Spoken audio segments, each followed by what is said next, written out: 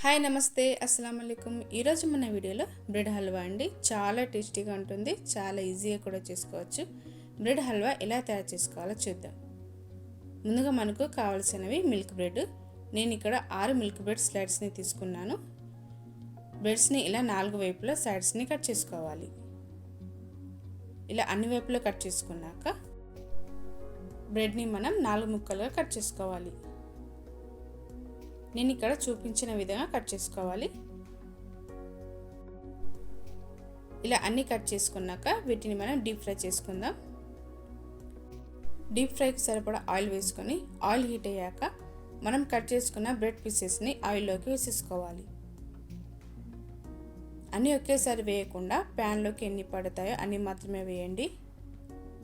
ఇలా ఒకవైపు ఫ్రై అయ్యాక మరోవైపు కూడా తిప్పుకొని ఫ్రై చేసుకోవాలి। మంటని మీడియం ఫ్లేమ్లోనే పెట్టి ఫ్రై చేసుకోవాలి। ఇలా ఫ్రై చేసుకున్నాక ఒక ప్లేట్లోకి వేసేసుకుందాం। ఇదే విధంగా అన్నీ ఫ్రై చేసుకోవాలి।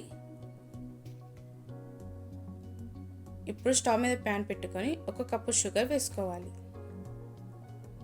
1 కప్పు షుగర్కి 1 కప్పు వాటర్ యాడ్ చేసుకోవాలి। ఒకసారి కలిపేసుకుందాం।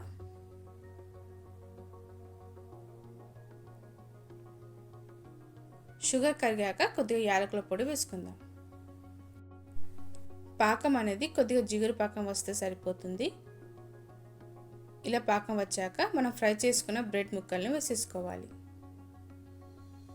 బ్రెడ్ ముక్కలు వేసుకున్నాక ఒకసారి బాగా కలుపుకోండి। మంటను లో ఫ్లేమ్లోనే పెట్టుకొని ఉడికించుకోవాలి।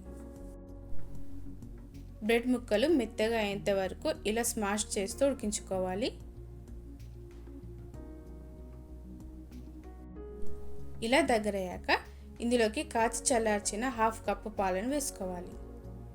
ఇలా పాలు వేయడం వల్ల టేస్ట్ చాలా బాగుంటుంది। ఇలా పాలు వేసుకున్నాక ఒక 2 నిమిషాల వరకు ఉడికించుకోవాలి।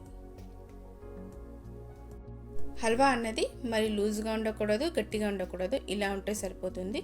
ఇప్పుడు ఇందులోకి నేను ముందుగానే ఫ్రై చేసుకున్న డ్రై ఫ్రూట్స్ని వేసుకుంటున్నాను। డ్రై ఫ్రూట్స్ వేసుకున్నాక ఒకసారి కలుపుకొని స్టవ్ చేసేయండి। అంతేనండి, బ్రెడ్ హల్వా రెడీ। ఇది వేడిగా ఉన్నప్పుడు కంటే చల్లారాక తింటే చాలా బాగుంటుంది। వీడియో నచ్చితే తప్పకుండా లైక్ చేయండి, షేర్ చేయండి, నా ఛానల్ సబ్స్క్రైబ్ చేసుకోండి।